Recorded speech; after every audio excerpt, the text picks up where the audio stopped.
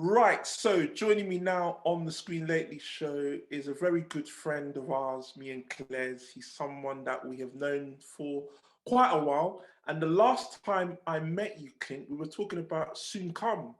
Do you remember? Yes, of course. Was that the last time? It was another radio station, which we won't mention. That we can keep sure No, but yes. But How literally, are you, was that the Clint? last time? Blimey. Yeah. I'm good. Really good to see you, man. Really, really, really good to see you. Lovely. I'm good. I'm surviving. I've survived COVID, survived all sorts of stuff, and I'm still here. So, I was reading up about that. I mean, if you don't mind me kind of bringing it up, I didn't realize that you had cancer. Yeah. Life likes to keep a balance going. So amongst having one of the best career years of my life, it's decided to bring me cancer, and I've had it before. So the second time, I feel like I've beaten it, as it were. But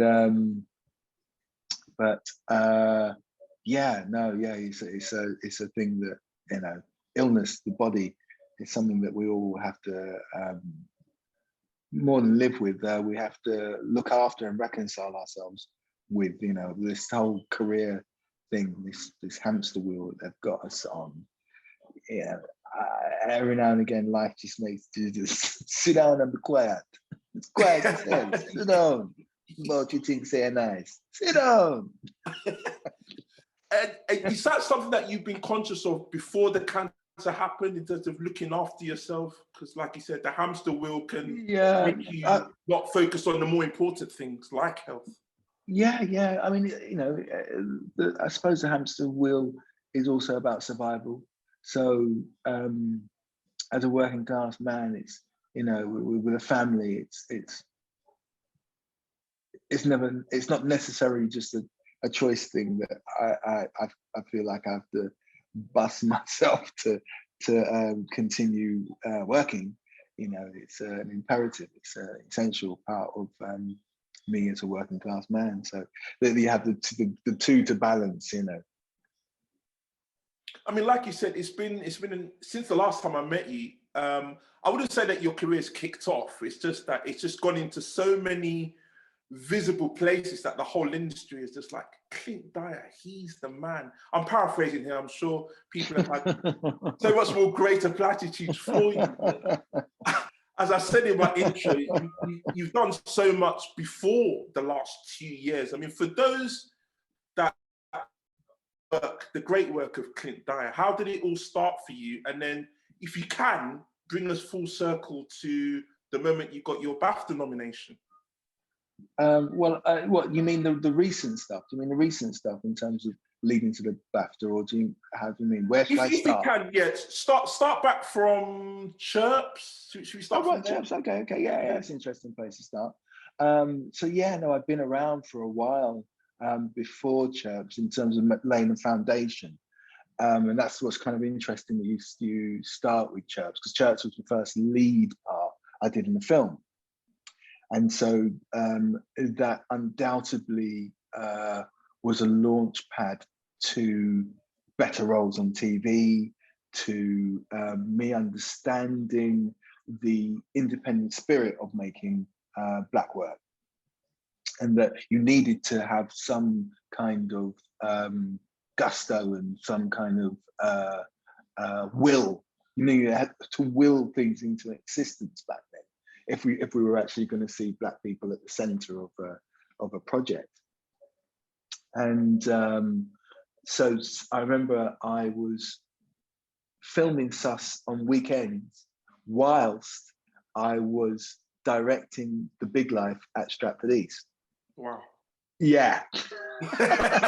And when you consider that The Big Life was my first thing that I directed, it was a musical, and kind of insane to have done it. But what it was Cherps was filmed over like 9 months, and it kept going, and we hadn't finished it, etc.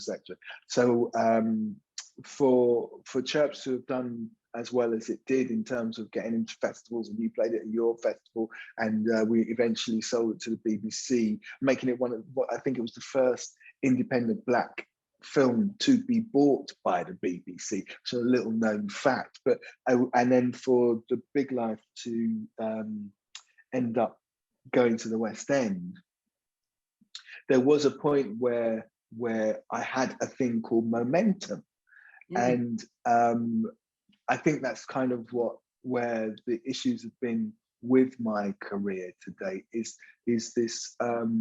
It's been really hard to keep the momentum, which is obviously the thing about the glass ceiling. You get a good job, but you can't. But there's nowhere else for you to go after that. And so, in terms of ending up with these two things doing so well, I was suddenly I'm a successful director, and I'd done a lead in a film, a low budget film, which then led to bigger parts on TV, and so the place that I'm in now was that I acted in a film called Sus, which again you brilliantly put in your film festival, and that meant that I was because of Cherps and how we made it. That's the point. I felt that I was in a position to have the know-how to put a film together producerially, and I'd made so many shorts. I knew people that, and you'd showed some of my shorts as well. I knew I knew people that could make those things happen. And so when you talk about how did I end up here, I mean, quite simply, it's been by doing all three things. You know, so I acted at the National in Ma Rainey's Black Bottom, and that led to a relationship with the building. But of course, I directed outside of the National. So for me, suddenly, it might feel like a sudden thing, but actually, it was a relationship that I had with the studio. I was trying to make work here over 5-6 years before I actually got to make the first Death of England. And so my career in this building happened to lead to me writing, directing, and acting, and being the first person to do that, first Black person to do that. And only one. It's funny. A lot of people say, "Oh, it's about time that had happened," but you know, there'd only been about 2-3 white people that had done it before, and to be honest, I think that's white men. So you know, I don't know for sure that any women have actually been given the opportunity to do that. And so it's a big deal. But again, how that happened was because of the hustle of things. You know, the desire to make work as opposed to become famous. You know, I wouldn't. There's loads of jobs that I wouldn't have done, and in terms of producing, in terms of in terms of the writing, in terms of just so much activity that wouldn't have happened had I just gone, oh no, I just want to be a famous actor. It was about the work that I was in, or the work I wanted to see made, that that led to me making 3 Death of Englands, and the last one being Death of England Face to Face, that was Bafta nominated. Hey, how was that? I think I got all the way around. I got all the way around to the Bafta nom. There you go. That was a test. Blimey. Back to that night at the BAFTAs, in terms of being there, just the sense of being nominated. Can you put into words what that meant for you personally and professionally? So I grew up opposite a cinema, literally opposite my house. And my dad's friend was a caretaker there. They used to work at Ford's together, and his mate used to, as a part-time job, be the caretaker of the cinema. And so occasionally I was allowed to slip in the back to watch films. The theatre that I loved was a 15-minute bus ride away from me, called Theatre Royal Stratford East. You know, I'm definitely a creature of my inhabitants and what's around me. So my surroundings is what I should say. And so film and theatre have always been my love, and in terms of the first port of call to want to express story and my artistry. And so to suddenly make a film that actually came through a theatre, that's just like I literally got everything. I literally got all the things, all the toys, all my, I'd say my skill base is so based in both of them. So to be able to make a film that actually really harnessed a theatricality inside it, and then to be nominated in TV film categories, just a ball. It's just the most thrilling and heartening. It was really heartening for me. It's my first film in the sense of full length. As you know, I've made lots and lots of. I think I've made about 9 short films in all. And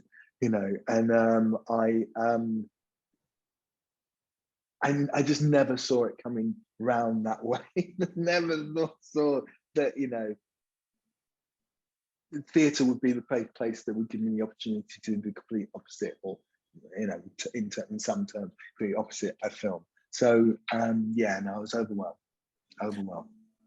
And in terms of kind of seeing the theatre in film on TV, obviously you did that with Sus as well. Yeah, so it's a weird. Yeah, no, that's very true. So I suppose it's a similar terrain, but the difference is. No, I guess no. It's just, well, I tell you what it is. I tell you what the difference is that we wrote it. Me and Roy Williams wrote Death of England Face to Face to be filmed. So you got part 1, part 2, and part 3. The first 2 were stage plays, complete and utter stage plays, and then the third one was to be filmed.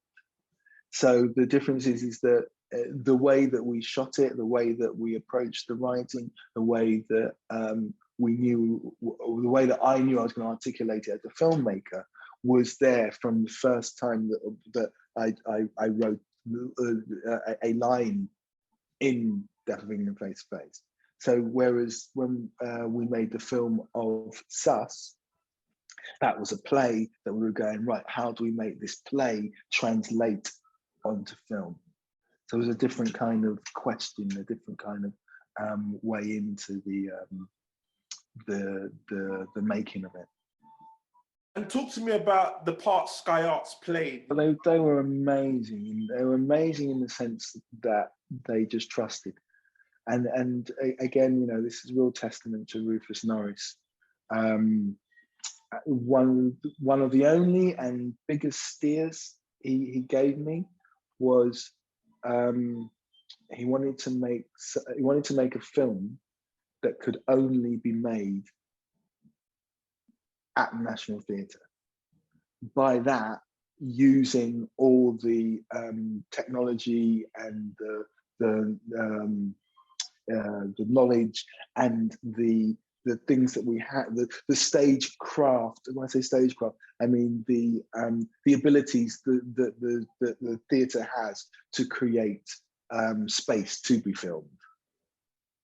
So we used all the toys, basically. We use a load of theatre toys that you can only really find in a National.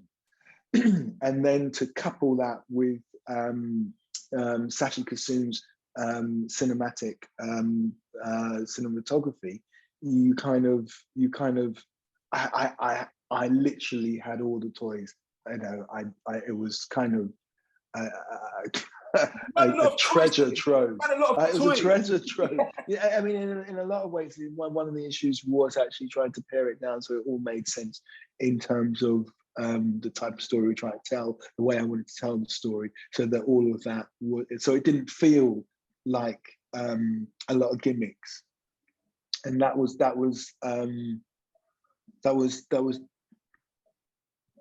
hard to resist loads of the other things we could do, because the setup meant that creatively we were free. And they weren't in the national. I say they, we, the national. No one was saying you have to do it like this. So whereas with a TV company or with a film company, there's always, as you know, there's always, this won't sell, you've got to do it like this, we need this actor, it's got to be done like this, don't break the mold in that way because we've got to fit that type of audience, don't do this, don't do that, don't do this, don't do that. The creative freedom I had inside this is unparalleled, literally unparalleled. And to talk from a black lens, as me and Roy were doing with this without any voices, is just amazing. Excellent. And I guess from Death of England, we can, I guess, talk about, for those that haven't seen it yet, and I've not seen it, which is, I'm so busy, but I will get round to seeing it at some point. I'm trying to hide my hurt.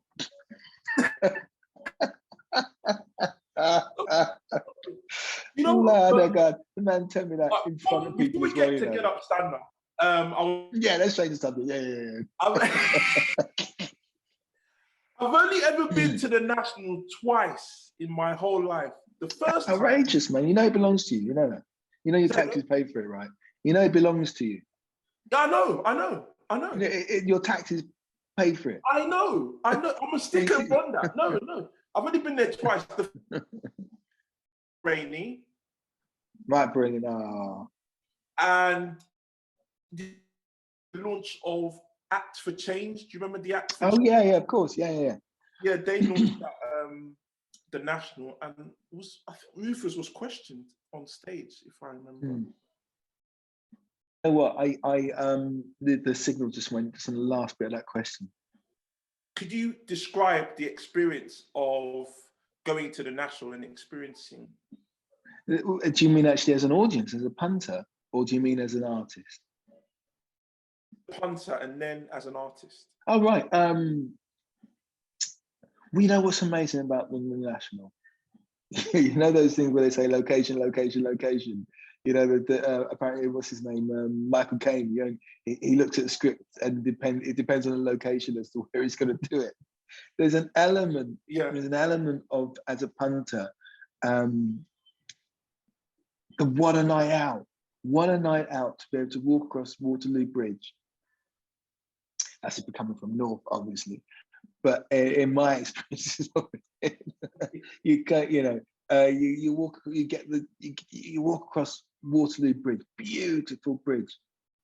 You see all the most highly regarded buildings where art is being performed, i.e. the Royal Opera House, the BFI, you know, all of it, the Globe, all of it's along the South Bank. You know, what was that program? There used to be a program I grew up watching that oh God, what's his name? South Bank. South Bank, see it there? South Bank Show. I know. Do you know what? I grew up with the South Bank Show, and I grew up thinking, well, that's amazing what's up there, but it's probably not for me. It's probably, you know, it's not for me. It's a bit highbrow. It's not, you know, I'm not sure I'll be allowed in, or you know, I grew up with, you know, why, you know, sort of watching the South Bank Show, thinking, is anybody watching me? Because I loved it, because it was talking to the highest end artists around in an in-depth way, and really talking in a meaningful way about the work, about being an artist. And the South Bank is a place where the art is the forerunner, and it's supposed to have people that are considered to be at the top of their game. And so it has a reputation of sometimes feeling as though I grew up having a feeling as though I'm never going to get there. I'm never going to be allowed there. And so to suddenly be coming to see pieces of work at the National that speak to my stories and my sensibilities, and have ideas that literally have my ideas inside it, to suddenly recognize and honestly own that, oh, it's the National Theatre, which means I pay for the team, you know. Therefore, I have every right to be here as anybody else. You know, I have every right to work here as everybody else. Sure. You know, I have every right to want to speak into the type of work that is shown here. So as a punter walking into such a highly regarded, because it's so highly regarded across the world, you know, and to know I'm going to see something where where there's such quality on the show in every level is a treat. Absolute treat. Really feels, it feels like I know where it's at. You know. So then to work here, you know, you do feel like you've got a seal of approval. You feel like, okay, I got that stamp where it means that I'm not a newcomer. I'm not, I've done enough work to be considered of a certain level. It's a very heartwarming feeling.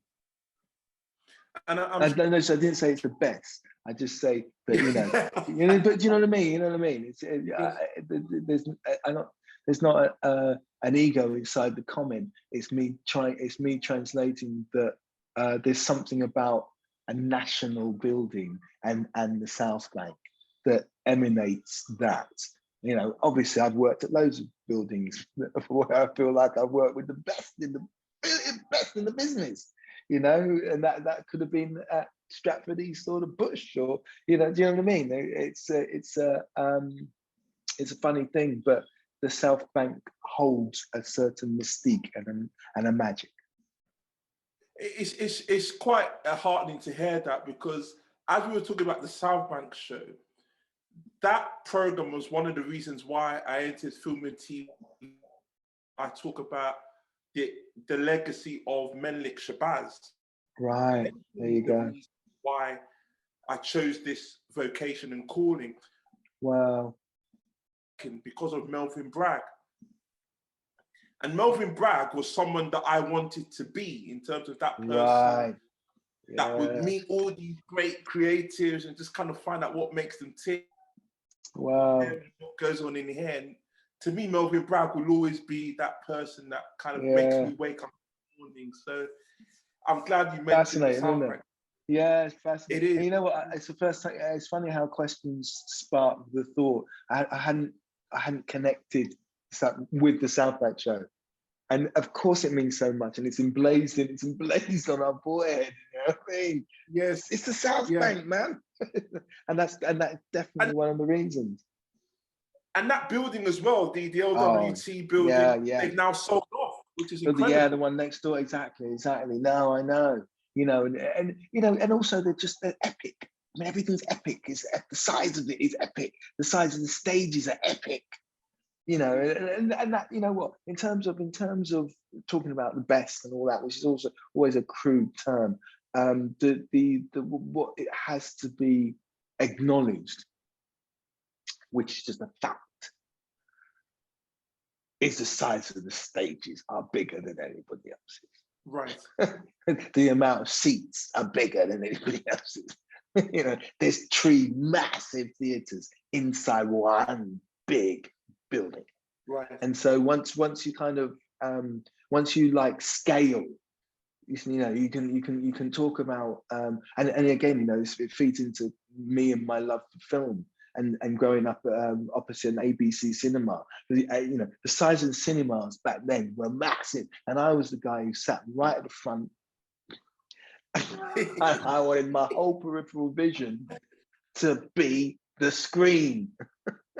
Yes. You know, it just electrified me, and the size of the Olivier, and the size of the Littleton, and the size of the Dorfman. The sheer scale of what you can achieve, you know, the sheer scale of what you can see is unlike any of the other theatres, and that's why the National is held in such regard. Now, given your love for Bob Marley, talk to me about the sense of pride that comes over you to then get up, stand up. So, I'm Jamaican. In a way, that's it. I should just say, That's it. There's my answer. I should, but I think you probably want more than that, don't you? Yeah. So,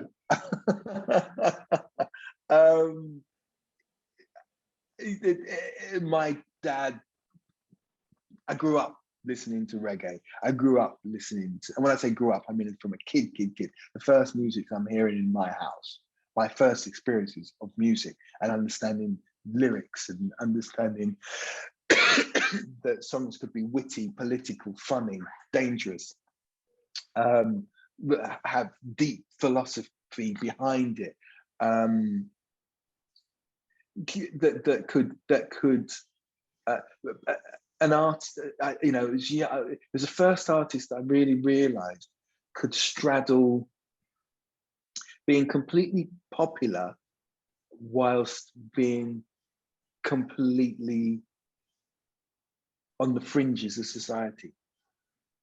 That their perspective could be so nuanced and unique, yet reach masses and appeal to masses.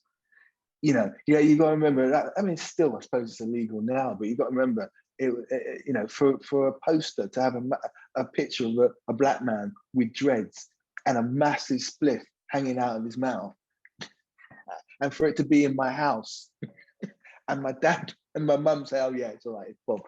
I was like, what? I would have said, "Oh no, they come again," because I'm not allowed to swear in the house. I'm not allowed to. I got to watch my P's and Q's. I got to do this. I got church on Sunday. I got to do this. We live by all these rules and everything. But there's an album cover sitting on the front room settee with a man with dreadlock out there and a big cold split. I mean, I got to listen to this man. You know what I mean? And yeah. So he the way that he was able to communicate such lofty, heartfelt ideas while still being true to himself is something that made me, you know, it crystallized around me and made me who I am. You know, and I don't mean that in some kind of like, you know, oh yeah, Bob made me, oh, he made me who I am. I think a lot of Londoners, Black Londoners around that time, didn't have many voices that they completely connected to. Didn't have voices that stood out of society and could generate a genuine response to the police brutality, to the victimization, to the racism, to the insecurity that it made us feel, to the hatred that we were being exposed to have somebody suddenly say, yeah, I'm going to speak on your behalf, and then to be somebody of such lyricism and wit and clarity was like, yeah, I'm having all of that. Actually, that's what I'm going to say. When somebody says something to me, I'm literally going to quote Bob Marley. You know, me and being a dyslexic, it meant that I wasn't reading as much as I should have done. And so to have somebody that was so articulate about our story that you could literally quote him was really important. Really important. So I really do mean that he shaped me. So to then get to my age now and be the person that's going to deliver his legacy, you know, to deliver, to keep his legacy going, Sure. You know, it was just it's an incredible responsibility. It's an incredible responsibility. So, you know, on one respect, yes, of course, it was wonderful, brilliant, all those things. Another side, boy, it was a lot. A lot, man. Yeah, it was a lot. No, we're definitely gonna find time. When is the musical end? How long is it on for?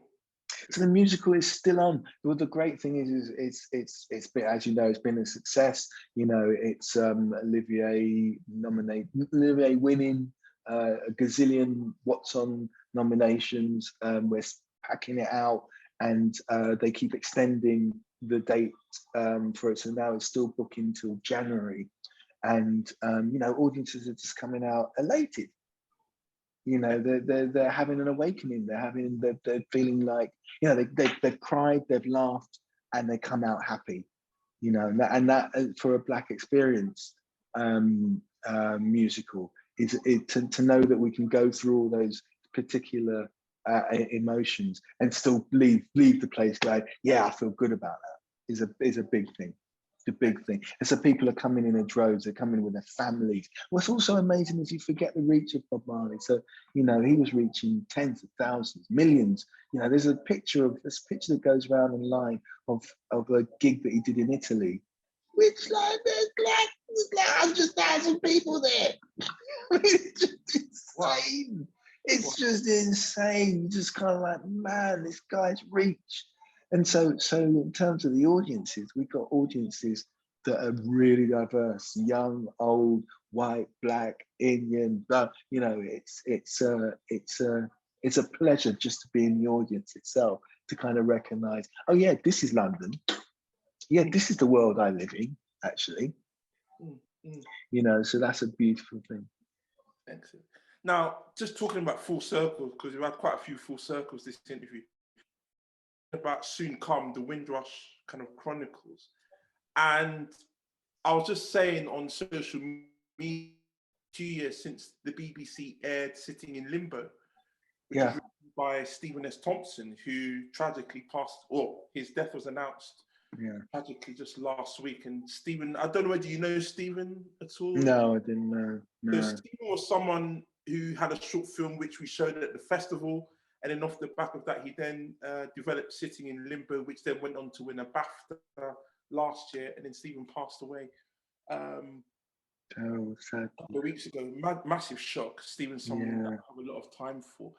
I guess the question I wanted to ask you, just kind of related with regards to Windrush. When you hear the word Windrush, what emotions does it continue to stir? And what does it stir, given how much stuff has yet to be resolved? And we've got Windrush Day coming up on June the 22nd.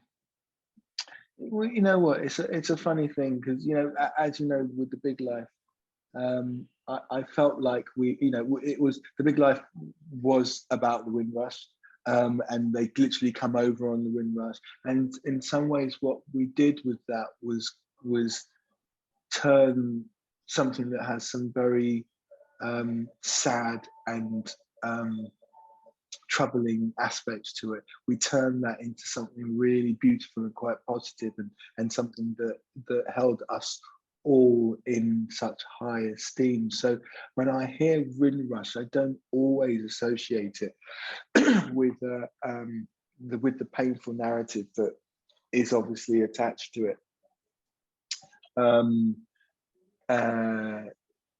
So I suppose I feel like I'm such a product of that generation.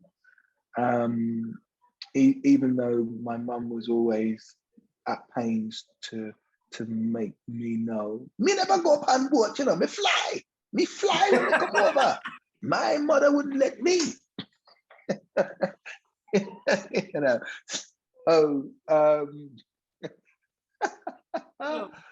God rest her soul, but I lost my mum last year as well. Oh wow. Yeah, last year was a very tricky year.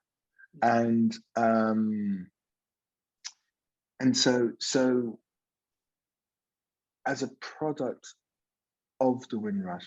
And when I hear the Windrush, I kind of think of all of our experience here. I don't necessarily think of just the boat and the immigration and all that. I think of how we survive, win, make families, love. My mum and dad went back to Jamaica and bought a beautiful house, and I see, when I hear Windrush, I do think of success and pioneers and of people who were so gracious to have put up with what they put up with and not try and instill in their children anger, and tried to instill in my parents, tried to instill a work ethic that would mean that I could circumvent and cope with the issues here. You know, when I hear Windrush, you know, it fills me with pride to know that what we've managed to achieve in this adversity. Well, on that note, I very much hope that people from that generation have heard what you said and take it on board, because so many people that were on the kind of other side, just kind of facing, as you mentioned, all the oppression and whatnot.